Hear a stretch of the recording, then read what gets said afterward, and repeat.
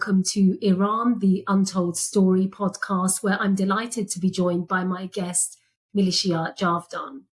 Milicia is a political scientist with a particular knowledge and expertise in the political ideology of the Iranian Mujahedin and Khomeini. Milicia joins me from Norway, and I'm absolutely delighted that she has taken the time to be with me.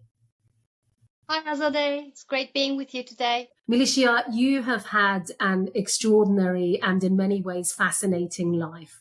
Could you tell me a little bit about your life? Well, I haven't had that, a conventional life, but it's been an interesting ride so far.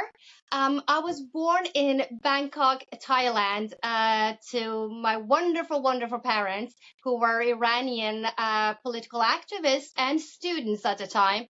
But actually, they've had to relocate to flee, I suppose, to Thailand because they used to be students in the Philippines where they were hunted down by Iranian agents in the Philippines. So the terrorism of Iran, it stretches out, it spreads outside of Iran, and it started already in the early 80s. But then when they fled to Bangkok, that's where I was born, but my brother was actually born in the Philippines. So we are two Iranian exiled kids who were born in the Philippines and in Thailand, and then we were relocated by the UNHCR to Norway as refugees. But when I was about 3-4 years, my parents believed that a conventional life wasn't what they've as a family life, it was actually wonderful because Norway is a very prosperous country, and it's a welfare state. It takes great care of its citizens. I should know. I still live here, but my parents decided that just didn't cut it for them because it was so it was peaceful, it was safe, but it was only good for them. They believed that they had to dedicate their lives to the prosperity of the people of Iran, not to the prosperity of them as individuals or as us as a family unit. So they decided to move and join the Iranian Mujahedin. So when I was about 5 years old, we relocated to Iraq, to the Iranian Mujahedin's camp in Ashraf. And when then the war started in 1991, I was evacuated with my brother, and I have a brother who's 1 year older than me.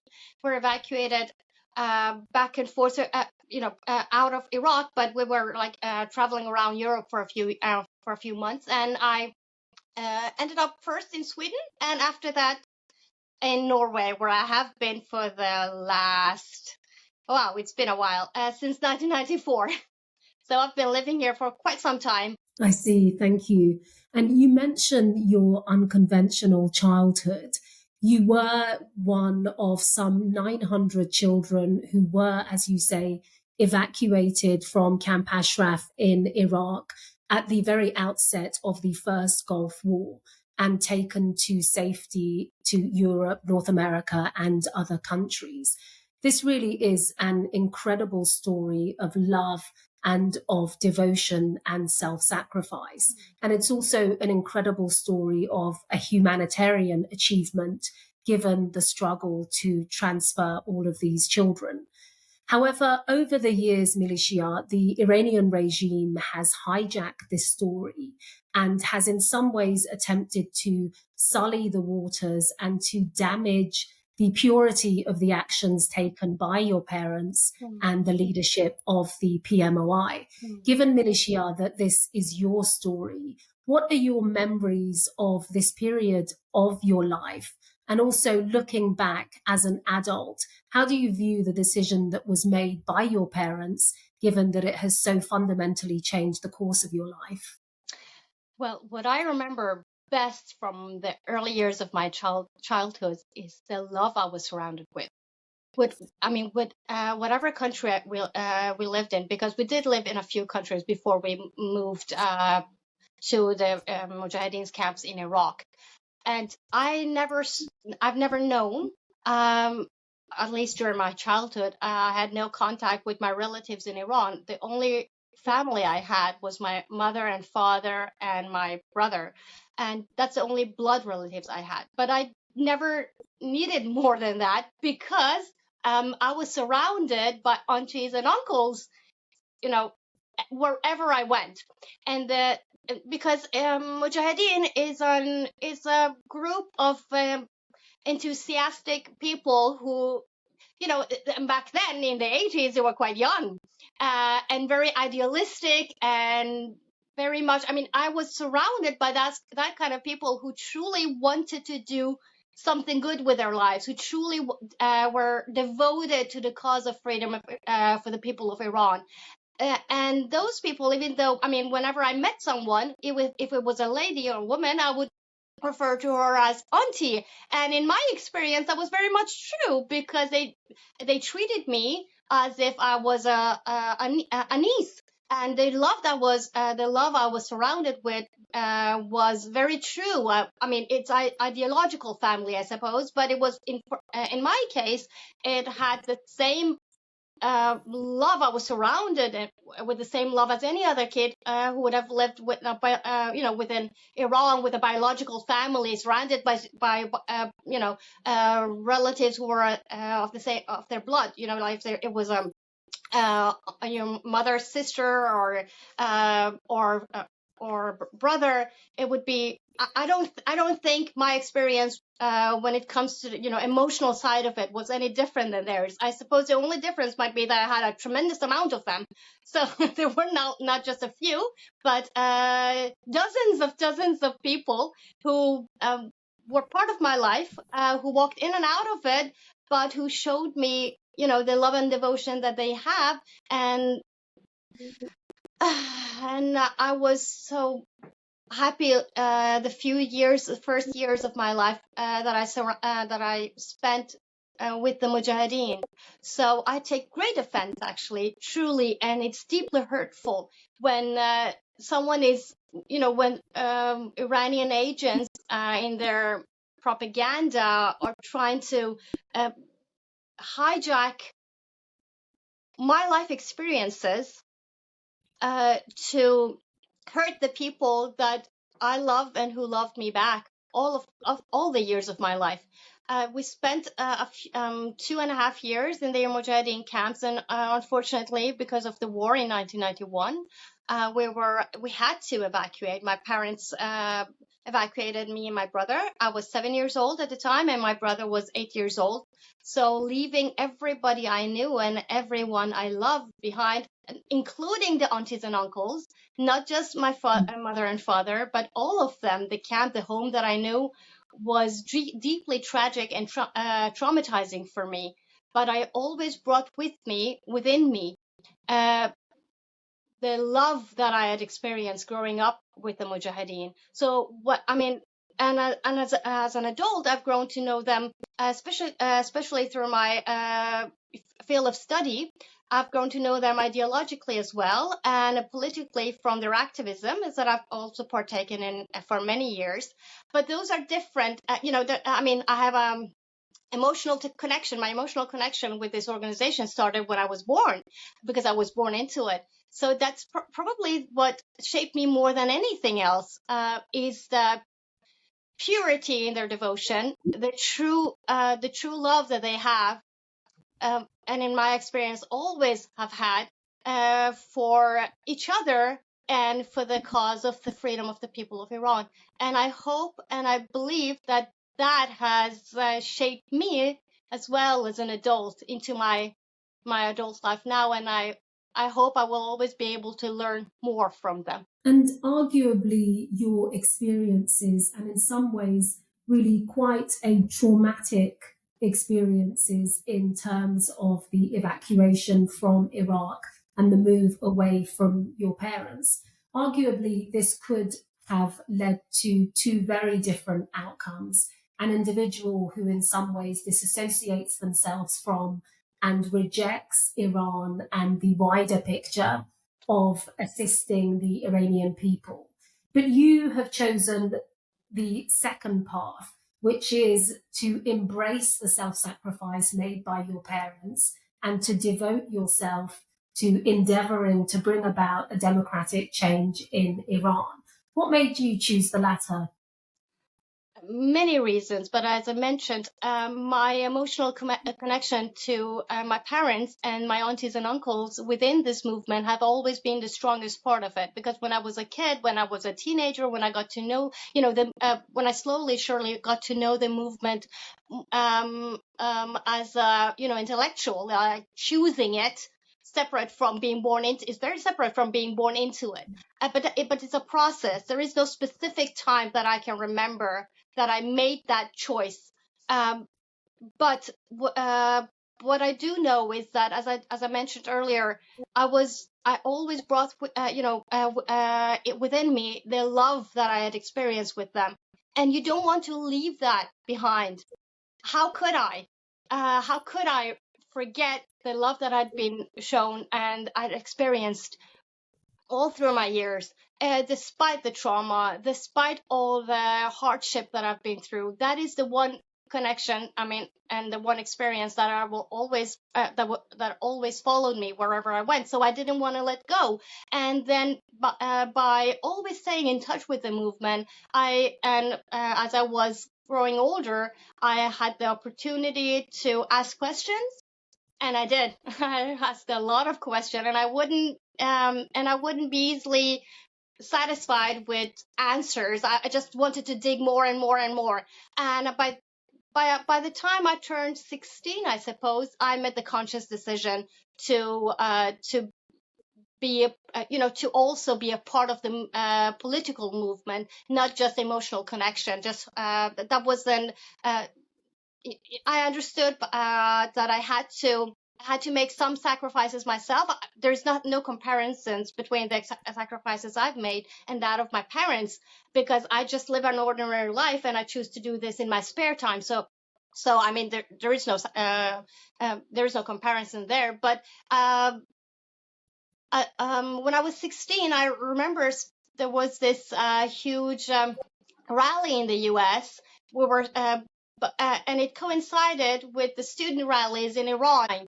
And that's perhaps when I saw very vividly that those two things are connected. If I want to, I mean, I could see it was all over CNN, it was all over the world media. So it wasn't just something that this movement were telling me about. It was so clearly being, broadcasted everywhere, that there are student movements in Iran. They are being oppressed. They're craving the exact same things that I enjoyed as a 16-year-old in Norway. So I had to be supportive of it. Of course I had to. And then when I realized it was actually something I could do, I could march with them, not in Iran, but I could march in Washington. And I could ask the world community, and at that time, senators and congressmen in the U.S.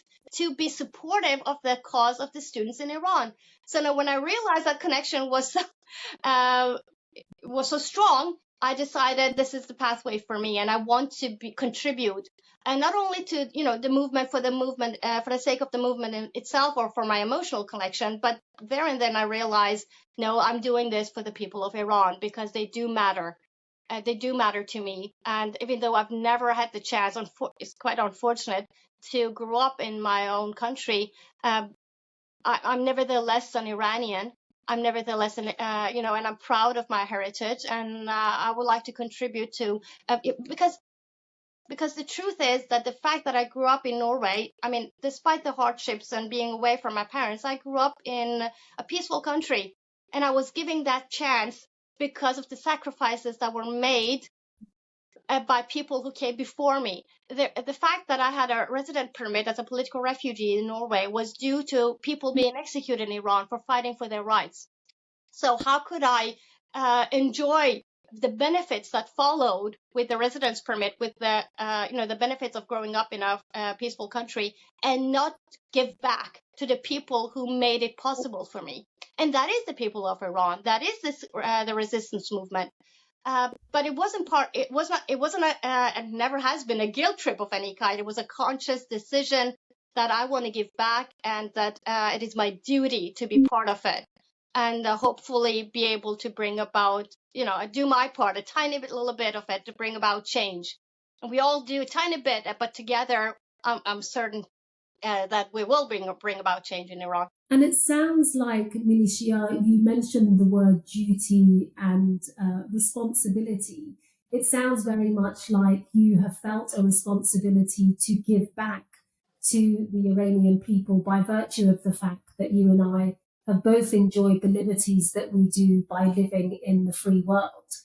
I wanted to move on to the words mitavan va bayad, we can and we must.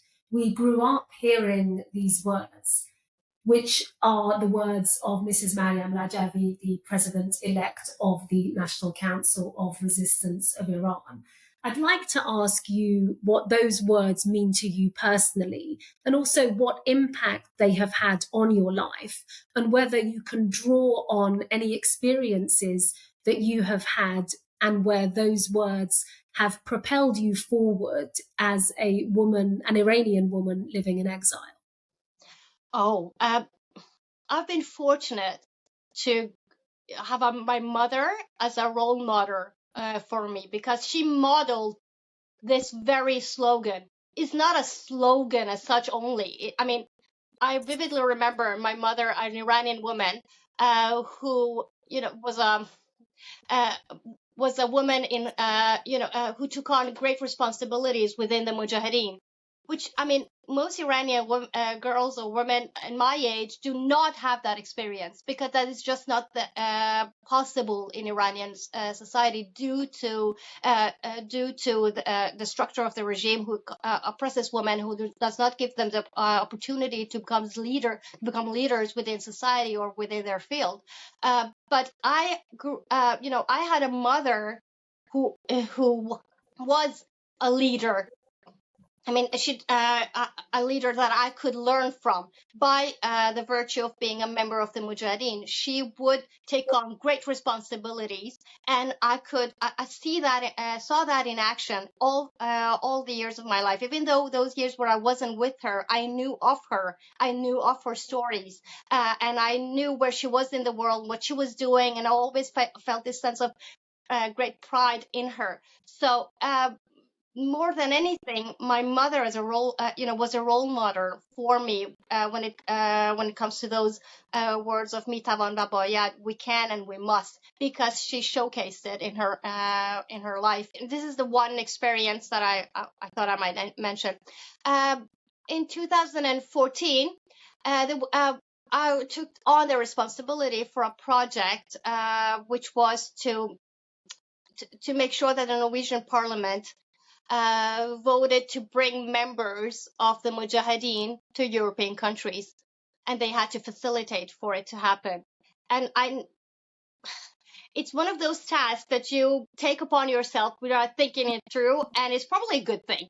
You shouldn't really think through duty-bound obligations, because if you do think them through, then you'll probably might not feel as confident as you should. So, and that's where I truly felt the words of mitavan va bayad echoing through in my ears, and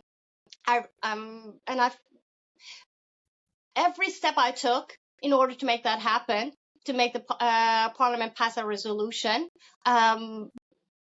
every step of the way, those words were echoing in my ears, and I say to my mother later on, I told her, I felt like I heard your voice all the time. Your voice was always with me, saying that I have to, and it is possible. So don't believe it's impossible just because it's hard. You have to, and it is possible. So, and I did. We strived for a majority vote on the resolution, but we didn't get a majority vote. We got all the votes. We got That's all the votes. The incredible. entire parliament voted on that specific resolution that I had suggested. I mean, I suggested on behalf of the Iranian community in Norway. It was part of the huge project for the Iranian resistance, but I took on the responsibility for this specific project in 2014, and it was a huge success. And I quite honestly, I believe I wouldn't be it wouldn't be possible for me to do anything of that sort in my personal life, because there is nothing I feel more duty bound and strongly about as I do for the Iranian resistance, and my duty to give back, my responsibility towards the people of Iran. There's nothing else I feel as strongly about, and there's nothing in life, in my experience, that is harder to do, where you need that motivation, and when you need that belief in mitavan va bayad, when you need the belief in that it seems impossible, but it is possible if you only feel the duty to push through. And Mariam Rajavi never told us to change the laws of physics. And those are the only laws you cannot change. Those are the only impossibilities of life. Anything else is possible. It's just hard. And that experience told me that I can do it too. That's an incredible example, Milicia, because it shows, as you say, in 2014, so exactly a decade ago, you made the impossible possible. Not only did you achieve a majority resolution, but in fact a unanimous one.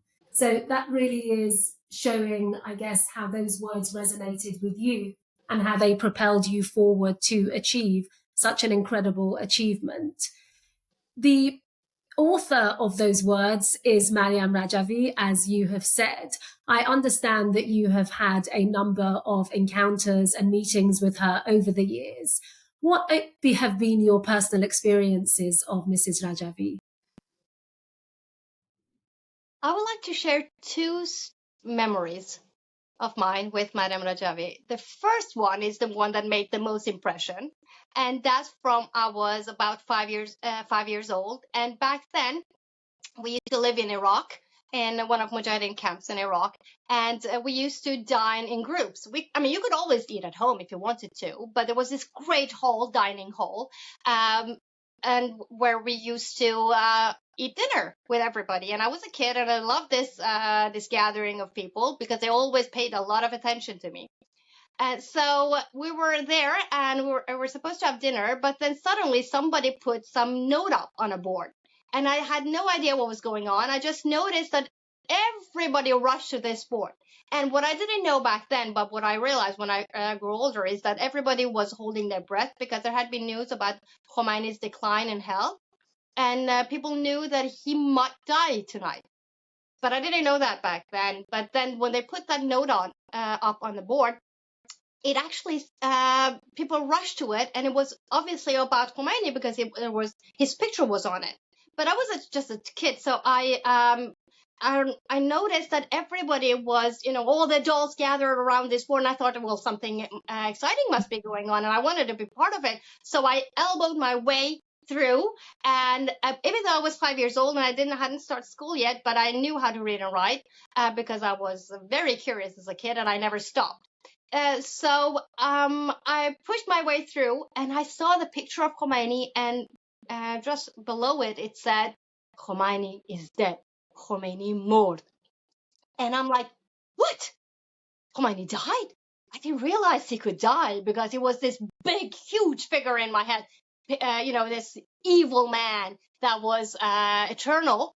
But no, he could die, obviously. And then I suddenly, when I was just, realizing what that meant, suddenly the crowd shifted and they moved towards the door, and the doors opened, and somebody walked in, and I couldn't tell who because all the adults had gathered again, and I couldn't see anything, above their heads. So I again had to elbow my way through, and then I realized it was Mariam Rajavi. Because when the news broke about the death of Khomeini, she had come to the dining hall to meet with all of us. And I remember very vividly that we had this Iranian dish that is called kuku sabzi. It's well, now I believe it's great, but back then I didn't like it. It's with eggs and herbs, and there's these secret ingredients to it. Chili, no secret anymore.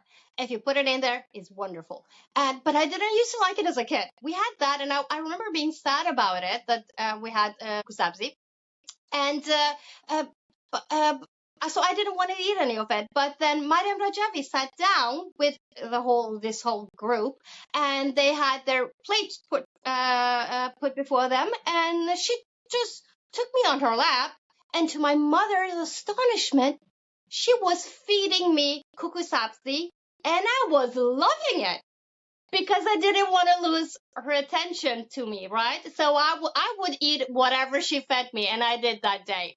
So that is one great memory I do have from her from early childhood. But one memory I have that also made an impression on me was when I was 20 years old in 2003, when she was released from prison. 3rd of July, I believe that the exact date was, in Paris. And because she, as your audience might be familiar with, that she was imprisoned in France and as a part of a conspiracy against Iranian resistance, and she was supposed to be extradited to Iran, but we were all able to stop her by a gathering in Paris and demanding to get her back. And it took a few weeks, but we managed to get her home again. And on that day, we were all celebrating when she came back. And I remember vaguely that my mother had been telling me for years that Madame Rajavi is always asking about you and how you're doing.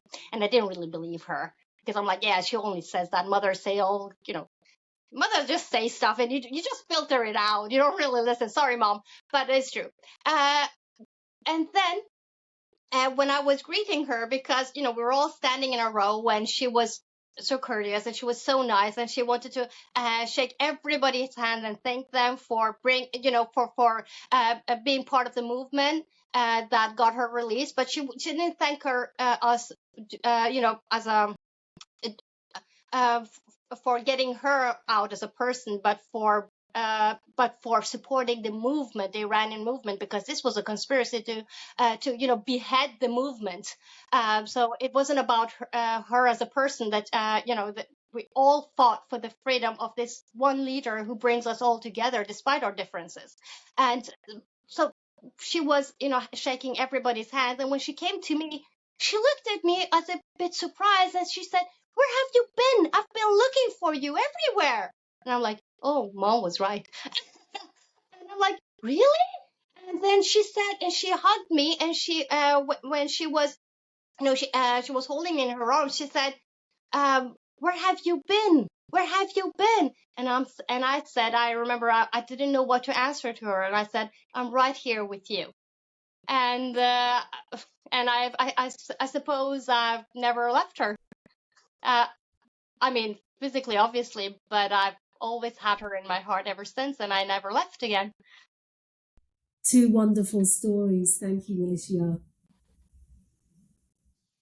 You mentioned the leadership of the NCRI. Why do you believe, Milicia, given your education as a political scientist and your work, why do you believe that the NCRI is a viable alternative to the Iranian regime? Well, I believe there is a need for change in Iran. And due to my specialty within this field, I've studied all the other alternatives. And quite honestly, and it is quite unfortunate that there are no other, alternatives that are of any substance that are able to represent the entirety of the Iranian people, minorities, religious and ethnic minorities, and give leadership roles to women, not only symbolic in window dressing, but no, truly truly leading the movement forward. And that is how that is the NCRI. They have they have ethnic and religious minority representatives, and they have I believe 54, if I'm not mistaken, percent of the membership of the NCRI are women. Quite unfortunately, if that number is not true, it's due to the fact that so many of them have been killed because the Iranian regime targets women in the NCRI. So when the numbers decline, it's due to them being martyred, and it shows the great fear that the Iranian regime has towards this specific movement, NCRI, and that more than anything tells me that they believe them to be a threat. And if they believe them to be a threat, then there must be something to it. And there are other opposition groups and people, but they are not viable, and they have not been. I mean, Iranian community abroad and within Iran is diverse. People don't need to agree on everything, and neither should they agree on everything. But somehow NCRI has managed to form the longest living coalition of a diverse group and stays together for over 40 years. And that in itself is such a great achievement. We've never had any such thing in the history of Iran. I mean, we've had, within the past 120 years, we've had 4 regime changes. But none of them, I mean, there have been 4 regime changes, 1 coup d'etat, right? And then during the Mossadegh, there was this coup d'etat. But prior to that, people who actually brought Prime Minister Mossadegh to power, that was an upheaval in of itself. And then much before that, you had the constitutional revolution, and then there was a revolution of 1979. That was not chronologically, but you get my point.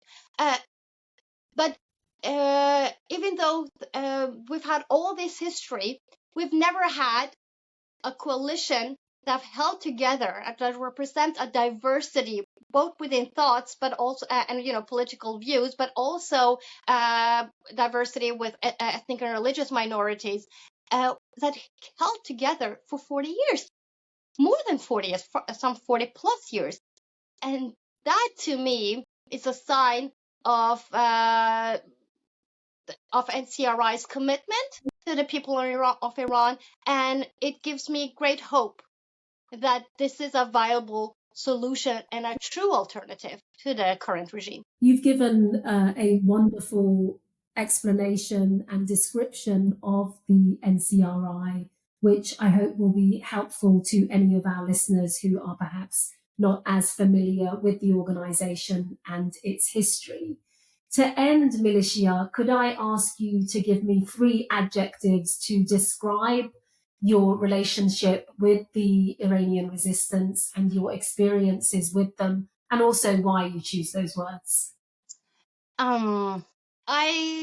The 3 T's, I would say. I've been thinking a bit about this. And the 3 T's. 1, true, tried, and trusted. That's my experience with them. They are true to their beliefs. That's the first. They're true to their beliefs.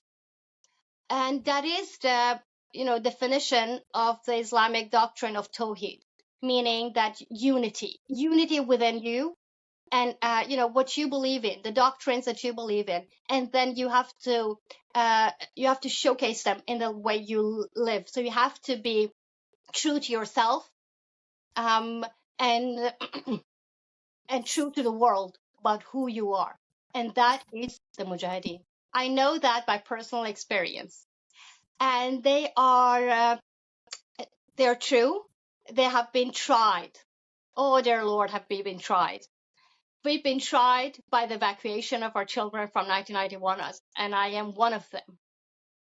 They have been tried when they had to give up everything and everybody they loved in 1991, during the war, that they had no part in the war itself, but they had to sacrifice everything just to stay on, just to be able to fight another day, to stay strong and fight another day. They had to give up everything and everybody they love, and I've experienced that firsthand.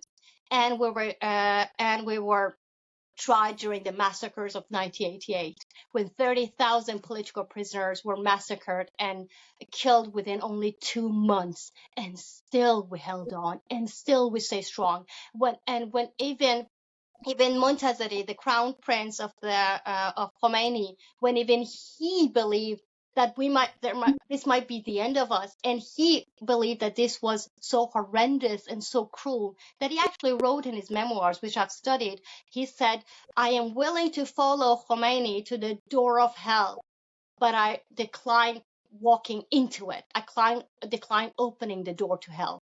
What he was saying is that by massacring members of the Mujahedin, Khomeini was bringing the Islamic Republic to the edge of hell. This was hell, and that he did not want to walk into the fires himself. He would not follow Khomeini to the fires of hell. So he said no, and he lost everything for saying no. But that's how cruel this massacre was, how horrendous it was, and people believed. Many people who wrote about, who thought they knew the Mujahideen, who were these great intellectuals who had written papers on both this and that, and we thought it was over. It was all over, because you cannot survive the mass murder of your members. But we did, and we grew stronger from it, because it made a generation that were only children back then, such as myself, believe in the values of this resistance. Because if they hold on when they are being mass slaughtered, and they are true to their belief, they do not compromise on their belief in the right of the people of Iran for freedom, then they have gained my trust.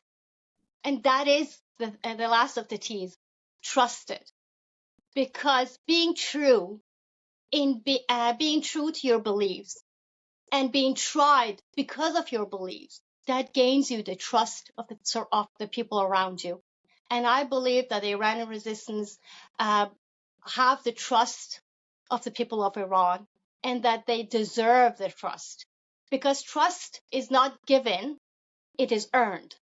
And I personally believe that the Mujahedin-e-Khalq, the Iranian resistance, have earned the trust of their people. The 3 T's. Thank you so much, Milicia Javdan. It's been an absolute pleasure speaking with you. Thank you for having me.